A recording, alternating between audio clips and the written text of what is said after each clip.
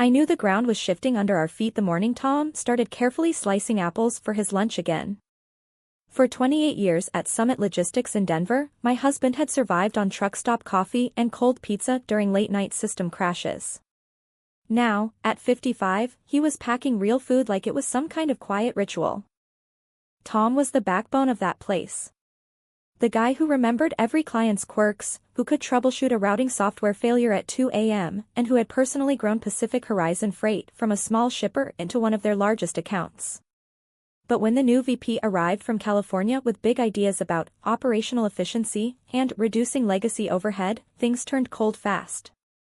They stopped looping him in on important meetings. His access to key client portals started glitching.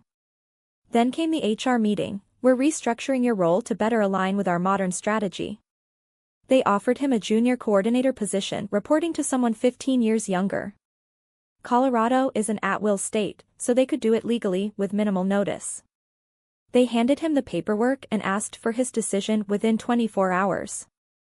That evening in our modest home in Aurora, Tom sat staring out at the distant Rockies. I called Rachel Bennett, he told me.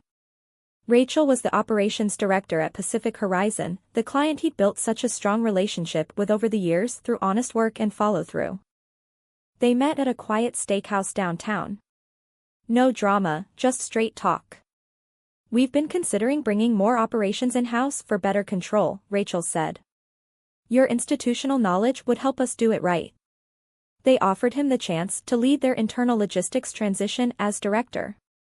It came with a fair salary, benefits, and something more valuable, genuine respect. Tom accepted, but he insisted on doing the transition the right way. Over the next 60 days, he meticulously documented processes, trained both teams, and ensured Summit received proper notice and handover support. There were no hard feelings, just professional closure. 6 months later, Tom thrives in his new role. Pacific Horizon runs smoother than ever, and he's mentoring a new generation with the patience only decades of real-world experience can teach. On our porch one night, watching the sunset paint the mountains gold, he said, I don't regret the years I gave. But I'm grateful someone finally saw me as more than just a cost line. The experience taught us that true loyalty flows both ways. Companies may chase the new and shiny, but relationships built on integrity endure. Sometimes the best path forward isn't revenge, it's simply building something better with the people who always saw your worth. And living well while you do it.